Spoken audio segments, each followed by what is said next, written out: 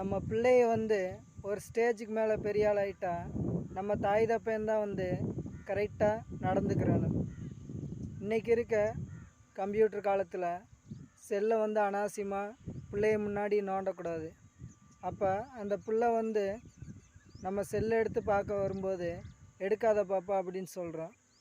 நீ ரொம்ப ஒழுக்கமா, நீ மட்டும் ஃபேஸ்புக்கு இன்ஸ்டாகிராமு ஒழுக்கமாக பார்க்குறியா அப்படின்னு கேட்குது. அப்போ நம்ம வளர்க்குற வளர்ப்பில் தான் அந்த பிள்ளை வளருது.